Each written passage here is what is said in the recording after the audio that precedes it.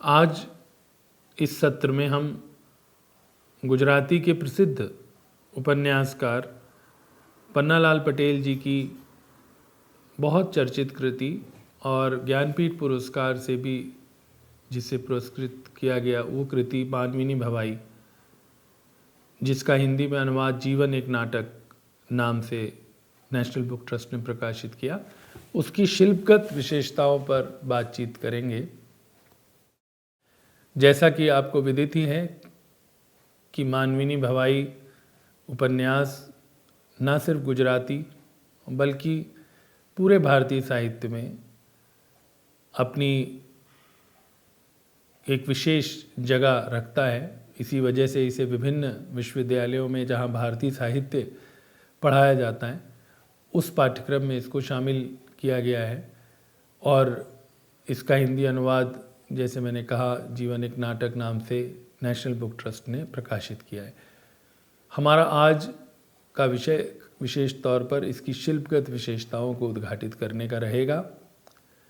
जैसे आप जानते ही हैं कि किसी भी उपन्यास या किसी भी कृति का जो शिल्प है, किस तरीके से उसको गढ़ा जाता है। शिल्प के लिए क्राफ्ट शब्द भी इस्तेमाल होता है, टेक्निक शब्द भी इस्तेमाल होता है, स्टाइल शब्द भी इस्तेमाल होता है। बहुत सारे शब्दों का एक मिला जुला रूप, एक समुच्चय हम इसमें देख सकते हैं, जो बनावट है किसी भी कृति की।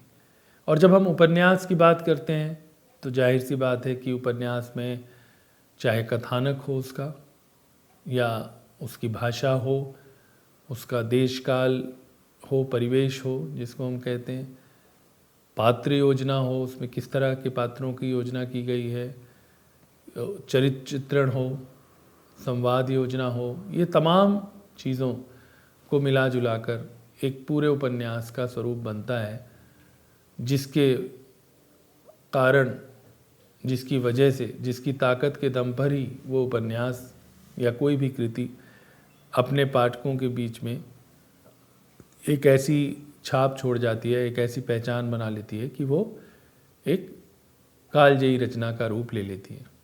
तो जो आज हमारा विवेच्य उपन्यास है जिसके बारे में हम बात कर रहे हैं, मानविनी भवाई, ये एक ऐसा उपन्यास है जो अपनी शिल्पगत विशेषताओं के कारण भी चर्चा में रहा। आलोचकों ने उसकी प्रशंसा की, उसकी तारीफ़ की और उसने अपने शिल्प के कारण भी जो सुधी पाठक हैं उनका ध्यान अपनी ओर आकर्षित किया है। तो पहली बात तो शीर्षक की बात होती है। शीर्षक की, जैसे आप जानते हैं, मानविनी भवाई मतलब कि मानविनी मतलब मानव की, जीवन की, और भवाई एक नाटक के अर्थ में प्रयुक्त होता है शब्द लोक नाट्य के लिए। तो एक आकर्षक उसका एक शीर्षक है। और इस उपन्यास में अगर हम कथानक की बात करें तो कथानक भी बहुत ही आकर्षित है, बहुत ही आकर्षक है, बहुत ही सशक्त है। अगर मैं संक्षेप में आपसे उसकी चर्चा करूंगा, लेकिन हमारे ज़्यादातर बड़े विद्वानों ने ये कहा है कि कथानक एक ताकत होता है, किसी भी टेक्स्ट की एक आत्मा की तरह होता है। तो इस उपन्यास की अगर हम बात करेंगे तो उस उपन्यास में एक ग्रामीण अंचल की कहानी है, जैसे आप परिचित ही होंगे, जहाँ पर एक राजू नाम की एक लड़की है और कालू नाम का एक लड़का है, जो किसान परिवार में वाला पटेल के घर में उसका जन्म होता है। काफ़ी देरी से वाला पटेल बहुत उम्र दराज होते हैं, लगभग 60 वर्ष की उम्र के होते हैं जब उसका जन्म होता है। और कालू की सगाई बचपन में राजू नाम की एक उस गांव की लड़की से होती है और उनमें एक प्रेम भी विकसित होता है। लेकिन इस उपन्यास में जो खल पात्र है वो एक उसकी चाची है कालू की, जिसका नाम माली है, जो दूसरों को सताने में उसको बहुत आनंद आता है और उसका इस उपन्यास में बाद में जाकर अंत भी बहुत बुरा होता है।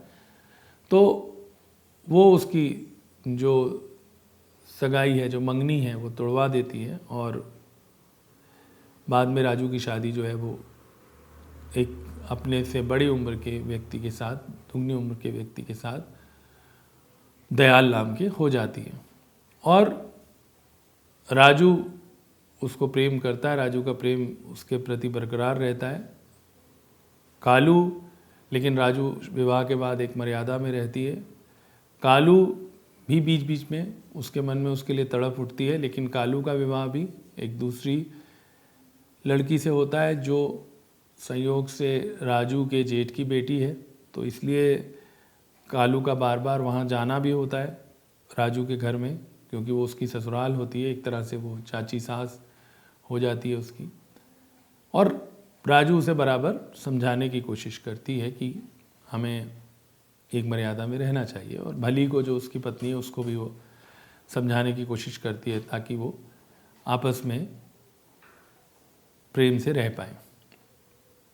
तो ये एक कथा चलती है और इसके बाद एक अकाल की स्थिति इस उपन्यास में आती है, और उस अकाल की एक भीषण अकाल जिसको छप्पनिया अकाल भी कहा जाता है, जो संवत 1956 में या 1899 सन में उस क्षेत्र में आया, जिस क्षेत्र की ये कथा है, गुजरात और राजस्थान के सीमावर्ती इलाके की।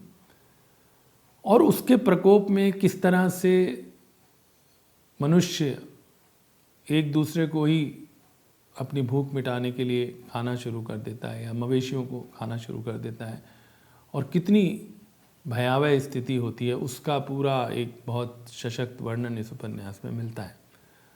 और आखिर में जाकर ये उपन्यास एक आशावादिता को लेकर खत्म होता है, समाप्त होता है, जहाँ पर कालू और राजू भी एक तरह से आपस में मिल जाते हैं, जबकि वो सोच ही रहे होते हैं कि हम अगर जी नहीं घटे सकते तो हम मर ही सकते हैं, एक साथ कम से कम मर जाएं, जैसे कोई भी प्रेमी एक आदर्श स्थिति में इस प्रकार की इच्छा व्यक्त करता है। और लेकिन आखिर में जो है वो जो अकाल का प्रकोप है वो भी समाप्त होता है जब उनका आपस में मिलन होता है, एक नया संचार, एक नई आशा का संचार होता है। उसके साथ ही बादल घुमड़ते हैं, और लेखक ने भी उस समय पर इन पंक्तियों के साथ इस उपन्यास को समाप्त किया है कि काल भी अब उनका कुछ नहीं बिगाड़ सकता। तो इस तरह से इस उपन्यास का एक बहुत सशक्त कथानक है जिसमें ये दो चीज़ें, एक तरफ उसके प्रेम की जो भूख है वो, और दूसरी तरफ जो अकाल है जिसके कारण पूरी मनुष्यता, पूरी मानवता शायद खतरे में पड़ जाती है, उसका एक बहुत सजीव चित्रण पन्नालाल पटेल जी ने किया है। तो हम इस कथानक की खासियत, विशेषता की बात करेंगे, भाषा की बात करेंगे, परिवेश की बात करेंगे, पात्र योजना की बात करेंगे, चरित्र चित्रण की बात करेंगे, संवाद योजना की बात करेंगे। अगर हम इसकी संरचना को देखें, अगर इस उपन्यास को आप देखेंगे तो आप पाएंगे कि इसमें कुल 38 एक तरह से अध्याय या उपशीर्षक उपन्यासकार ने दिए हैं, और कहीं ना कहीं ऐसा लगता है जैसे आप कोई कहानी संग्रह देख रहे हैं या पढ़ रहे हैं।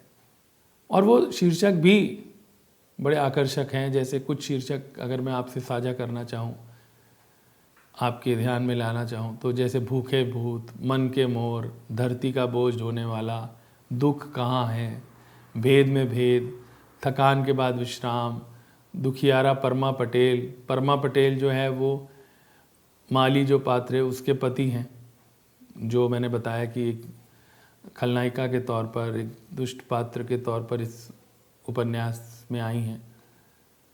बद ने बदी की, काली गर्मी में बसंत, धरती के बीच, साधु की लंगोटी, माली का प्रेत, ज्योतिषी ने भविष्य कहा, खेत के मचान पर, ऐसे कई उप शीर्षक इसमें दिए हुए हैं इस उपन्यास में। तो इसकी संरचना एक अलग तरीके से उन्होंने की है। दूसरी जो एक बात जिसको लेकर हालांकि कुछ जो हमारे आलोचक हैं उन्होंने ये भी कहा कि ये जो हिस्सा है इसको अगर आप उपन्यास से निकाल भी देंगे तो उसकी पूरी कथा में कोई अंतर नहीं पड़ता। लेकिन उपन्यासकार ने जिस तरह से इस उपन्यास की शुरुआत की है वो एक फ्लैशबैक शैली में की है, जहाँ पर कालू जो है वो एक अपनी झोपड़ी में बैठ के एक पूरे आप जानते हैं कई उपन्यासों में फ्लैशबैक शैली का सहारा लिया जाता है। आगे के प्रसिद्ध उपन्यास शेखर एक जीवनी में भी फ्लैशबैक शैली आपको देखने को मिलती है। तो जैसे कि इस उपन्यास के अगर आप दूसरे पेज पे ही देखेंगे तो वहाँ पर कालू जो है वो बैठा है और वो उसका जो संवाद है, उन डूंगरों में, उनकी उन खोहों में, उनके भी पार में अपनी खोई हुई ज़िंदगी को और अतीत में डूबे हुए 4-5 दशकों को खोजता हूँ। यानी कि वो 40-50 वर्षों को याद कर रहा है अपने। और इस क्षण भी ऐसा कुछ कहता है, इस अंधेरे में अपनी व्यर्थ बीती जवानी को, अपने अंतःस्थल में जिसे छिपाए रखा फिर भी जो पराई होकर रही उस राजू को। जैसे मैंने बताया कि उसका प्रेम था राजू से, अथाह प्रेम था, लेकिन राजू किसी दूसरे की पत्नी थी। और तो उस दृष्टि से वो कहता है पराई होकर रही उस राजू को, एक खून से बंधे होने पर भी दुश्मन का काम करते अपने चचेरे भाई नाना को। नाना उसी माली का पुत्र है जो इस पूरे उपन्यास में जो एक मानव जनित जो संकट है वो उसके कारण पैदा हुआ है, क्योंकि वो किसी को नहीं उसका एक जगह तो ये नाना भी एक ऐसी जगह पर जब माली की मृत्यु होती है, मृत्यु क्या होती है, उसकी हत्या होती है, जो लुटेरे उसको मार देते हैं, क्योंकि अकाल के कारण वो अपनी बाकी लोग अपनी संपत्ति गहने वहने छुपा देते, वो अपनी गठरी में ही बांधी होती है सबके, तो लुटेरे उसको लूटते हैं और मार देते हैं, और यहाँ तक कि उसके शरीर पर एक वस्त्र भी नहीं छोड़ते। उस समय भी कालू जो सबसे अधिक माली का सताया हुआ था, क्योंकि राजू और कालू को अलग करने वाली माली ही थी, उनको जुदा करने वाली, उनकी मंगनी को तोड़वाने वाली माली ही थी। लेकिन उस समय भी कालू अपनी धोती उसको उड़ाता है उसके शव पर। और नाना तो ये कहता है कि मैं मरने के बाद भी, अब उससे माली के चरित्र का आप सहज अंदाज़ा लगा सकते हैं कि उसका पुत्र भी ये कहता है कि मैं मरने के बाद आके ऊपर भी तेरा गला ना दबाया तो मुझे अपनी कोख का जना मत समझना। तो इस तरह से वो कहता है, उसी नाना के बारे में वो कहते हैं, एक खून से बंधे होने पर भी दुश्मन का काम करते अपने चचेरे भाई नाना को और अपने खोए हुए पुत्र प्रताप को खोजता हूँ। प्रताप जो है वो कालू का पुत्र होता है। तो अब मुख्य बात यह कि इसका जो कथानक है वो बहुत ही सशक्त है, और उसमें जो इसकी कथा है वो भी, क्योंकि दो उसमें अलग अलग पक्ष दिखाए हैं उन्होंने, एक प्रेम का पक्ष और एक अकाल का पक्ष, यानी एक जो भूख है वो और एक जो उनके मन की जो प्यास है वो। तो उसके कारण ये कथानक बहुत सशक्त बना है।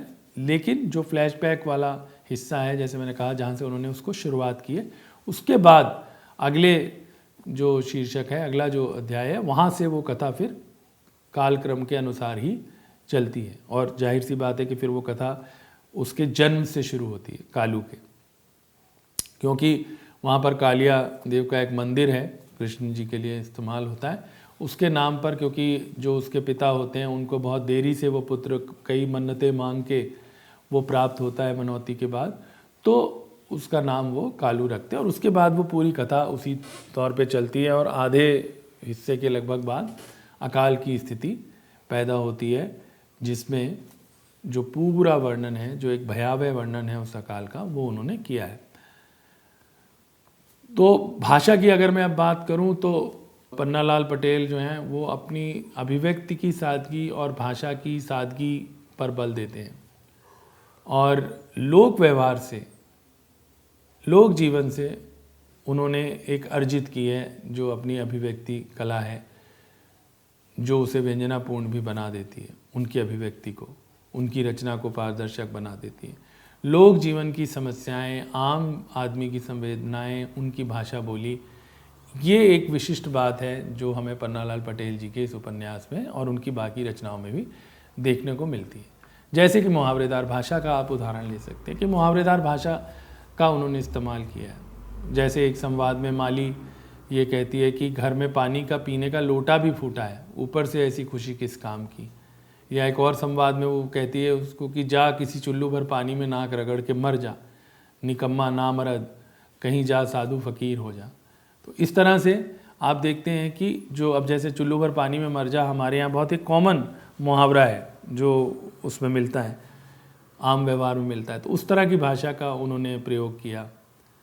और यही नहीं, उनकी एक चित्रात्मक, जहाँ पर उन्होंने प्रकृति का, त्योहारों का, ऋतुओं का वर्णन किया, वहाँ पर एक काव्यात्मक भाषा शैली उनकी देखने को मिलती है। और जहाँ पर उन्होंने घटनाओं या चरित्रों का वर्णन किया वहाँ पर एक चित्रात्मक भाषा शैली मिलती है।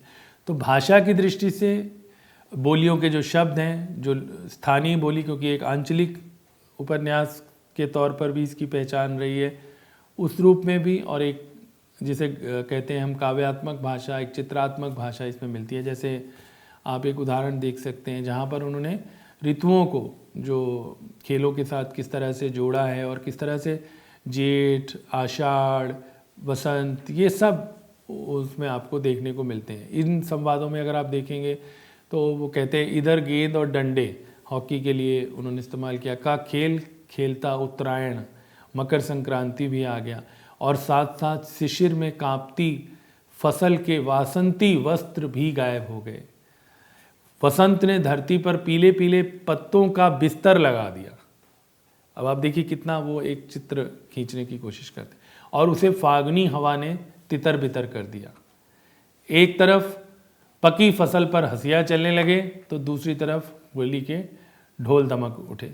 तो जो एक आंचलिक या एक लोक भाषा या लोक संस्कृति से, या हमारी, जैसे मैंने आपको बताया, ऋतुएं हैं, जो हमारे त्यौहार हैं, जो हमारे रवायतें हैं, रस्में हैं, ये सब कुछ उन्होंने पूरी प्रामाणिकता के साथ प्रस्तुत किए हैं। इसका मैंने जैसे आपको बताया कि जो इसका परिवेश है, जो इसका काल है, वो उस समय का है 1899 सन का, जो छप्पनिया काल के तौर पर जिसको माना जाता है।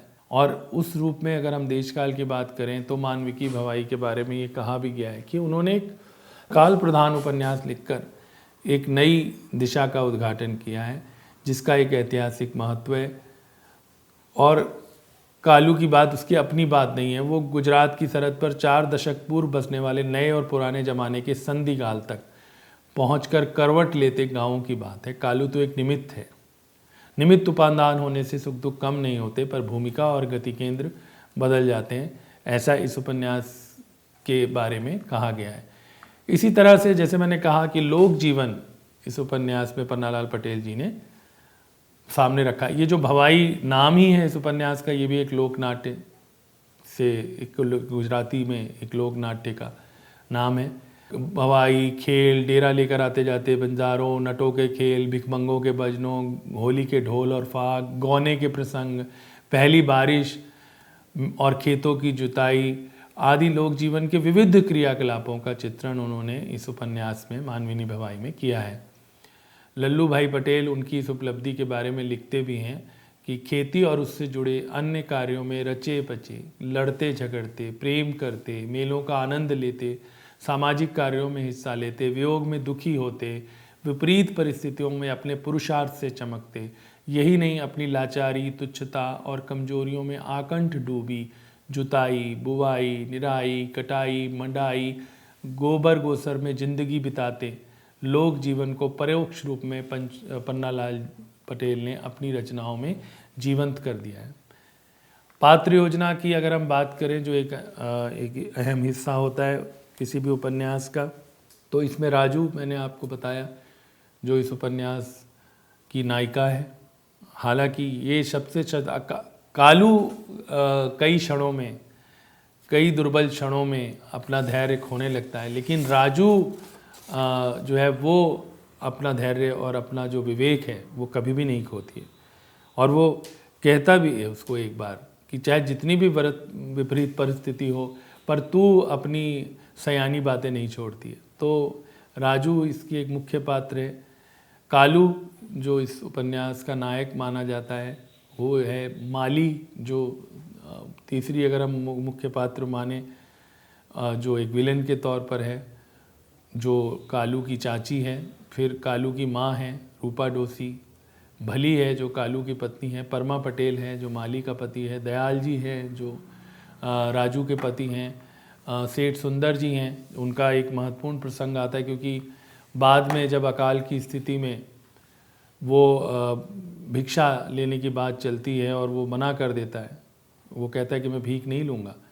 एक किसान के लिए इससे बड़ी वो बात नहीं होगी कि उसे अपना उगाया अन्न ही जो है वो भिक्षा मिले। तो उस समय सुंदरलाल ये जो सेठ है, इनका एक अच्छा चरित्र उसमें है, क्योंकि वो उसको कहते हैं कि बल्कि वहाँ पर वो इससे देखिए पन्नालाल पटेल जी का जो एक ज्ञान है, किस तरह से वो उसको अपने उपन्यास के बीच में लाते हैं, क्योंकि अकाल के दिनों में जिनके पास खाने को नहीं था उन लोगों को वो सेठ को प्रेरित करते हैं कि वो कुछ दान करें। तो उस समय वो तुलसीदास का एक दोहा उद्धृत करते हैं कि तुलसी हाय गरीब की कबहू न खाली जाए। तो इस तरह से वो एक पात्र हैं इसके।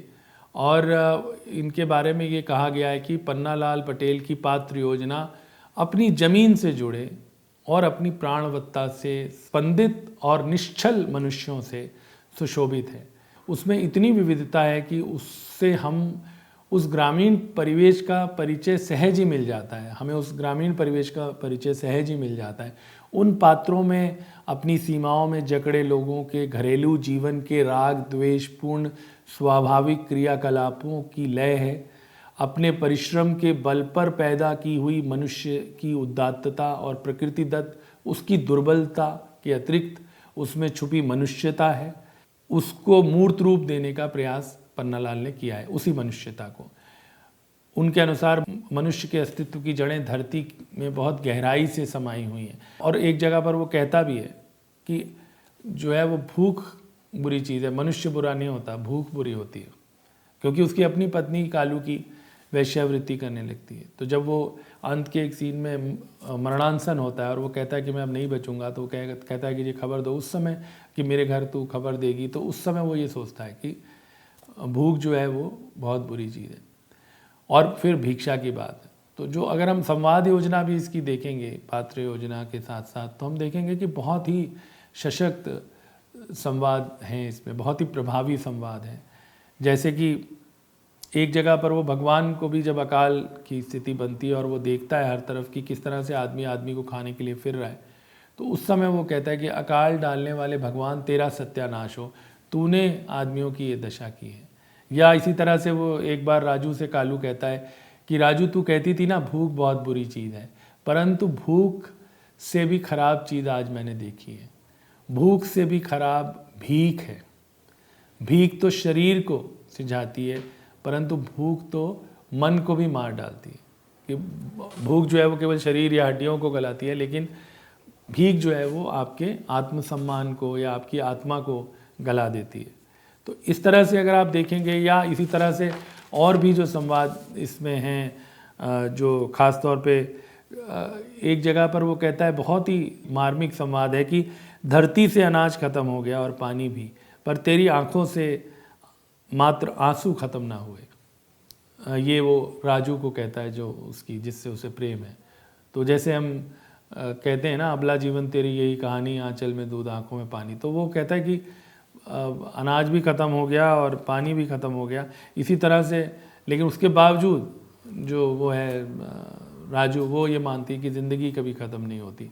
एक उसका ऐसा संवाद है, वो अपने होठों में बुदबुदाती है। इसी तरह से भूख बुरी है, आदमी नहीं, ऐसा भी एक है। तो संवाद योजना तो बहुत ही ज़्यादा इसकी वो है। एक जगह पे जहाँ वो अकाल से व्यथित होकर अकाल की स्थिति को देखकर ईश्वर में भी उसकी आस्था हिल जाती है, तो वो कहता है मेरा वश चले तो देव से भी भिड़ जाऊं, अरे इस आसमान में छेद कर दूं। वो ईश्वर से मुखातिब होकर कहता है। इसी तरह से अकाल के इस कठिन समय में साथ साथ जीना तो संभव नहीं, परंतु साथ साथ मरने की इच्छा वो व्यक्त करते हैं। तो ऐसे बहुत सारे।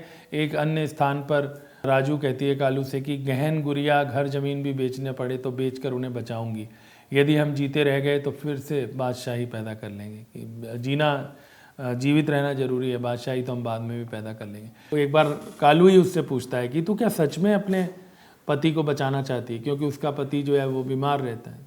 तो वो उस पर कहती है कि जी तुझे भी ऐसा लगता है, कि बहुत लोगों को ऐसा लगता होगा, मैं इतनी हरजाई नहीं हूँ। इसी तरह से हम चरित्र चित्रण की बात करें तो पन्नालाल के ख़ास तौर पे, जैसे मैंने पहले भी कहा कि पुरुष पात्रों की भी तुलना में जो उनके स्त्री पात्र हैं उनकी गरिमा अधिक ओजस्वी भाषा में प्रकट हुई है। और भी पात्र हैं, कुंवरबाई, रूपा, राजू के अलावा गंगा, केसरी, तो तमाम स्त्री पात्र अपने धैर्य की जो कठिन परीक्षा है उसको उत्तीर्ण करके अपनी ओजस्विता फैला गए हैं। ऐसा लल्लू भाई पटेल ने इनके बारे में कहा है। और उनके पात्रों की खास बात ये है कि वो अपनी भावनाओं में विचरण करने के साथ साथ जो उनका गांव, घर या खेती का काम करते हुए भी दिखाई पड़ते हैं। और इस तरह से हर तरह की स्थिति में जीने वाले ये पात्र सुख और दुख दोनों से मिला जुला जीवन हमारे सामने प्रस्तुत करते हैं। तो अगर हम संवाद योजना की बात करें, पात्र योजना की बात करें, तो भी हास्य की भी अगर हम बात करें, जब वो बहुत उस स्थिति में होती है और कालू उससे पूछता है एक स्थान पर, जो मैंने अभी जिक्र किया, कि क्या सचमुच दयाल जी को दुरुस्त करना चाहती है, जिलाना चाहती है, तो वो दर्द भरे हास्य के साथ बोलती है। इसी तरह से उन्होंने पंक्ति लिखी है, आप भी मुझसे ऐसे पूछते हैं, दुनिया मानती है यह आदमी मर जाए उसकी राह देखती राजू बैठी है, पर क्यों, किस सुख के लिए? आप समझते हैं कि राजू को दुख है, पर क्या दुख है? माँ बाप से जेठ जेठानी है, बच्चे भी मेरे प्यार के भूखे हैं और आदमी भी। उसने हंसने की कोशिश की, जो मैंने आपको बताया कि विपरीत परिस्थितियों में भी उसको वो नहीं छोड़ती। उसने हंसने की कोशिश की, आप जैसा चहल छबीला होता तो 2 दिन में 10-20 गालियाँ देता, जबकि या तो आज्ञाकारी कदम कदम पर चिंता करने वाला, क्या दुख है मुझे?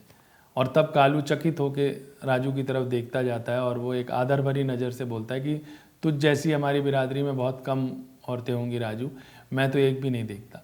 तो अगर हम देखें तो उनका ये जो, अगर मैं निष्कर्ष तौर पे आपसे कहूँ, एक अन्य स्थान पर वो कहता है कि मेघराज यानी इंद्र देवता के लिए कहता है कि या तो वो सो गए हैं, या उनका पानी ख़त्म हो गया है उनके पास, या वो शायद रास्ता भूल गए। तो बहुत उस दृष्टि से अगर हम देखेंगे तो उनकी एक, जिसे कहते हैं, बहुत मजबूत अभिव्यक्ति और बहुत सशक्त भाषा का उन्होंने प्रयोग किया। अगर निष्कर्ष रूप में मैं कहूँ तो उमाशंकर जोशी जी को मैं उद्धृत करना चाहूँगा। उन्होंने भी ये कहा है कि पन्नालाल पटेल जो हैं एक सृजक के रूप में भाषा को गढ़ने वाले हैं, वो भाषा को गढ़ते हैं, उनमें वो क्षमता है, और उन्हें जन्मजात कलाकार उन्होंने कहा है। और पन्नालाल पटेल जी ने जो जिया, जो भोगा, जो देखा वहाँ पर, उसी को उन्होंने शब्दबद्ध किया है। और इसी वजह से ये जो गद्य काव्य है उनका, वो उनके फिक्शन को एक प्रकार से सघन रूप देता है, उसमें एक ताकत भरता है। और ये जो उपन्यास उनका है जिसमें भूख, भीख और मौत का वर्णन करने वाली ये जो कृति है, उसमें मनुष्य की नियति और उसका एक जीवन दर्शन प्रकट हुआ है। इस दृष्टि से हमने संक्षेप में देखा कि शिल्पगत विशेषताओं की दृष्टि से भी उनका एक विशेष महत्व है। एक किस तरह से एक मनोवैज्ञानिक उन्होंने चित्रण किया है। एक जगह पर जब वो भीख नहीं ले रहा होता तो उसको कहते हैं कि तू क्या लाट साहब है? तो वो कहता लाट साहब होता तो मैं ले लेता, मैं किसान हूँ इसलिए नहीं ले रहा हूँ। तो इस तरह से इस उपन्यास की अपनी शिल्प के स्तर पर भी उपन्यास बहुत ही सफल उपन्यास हम इसे मान सकते हैं। धन्यवाद।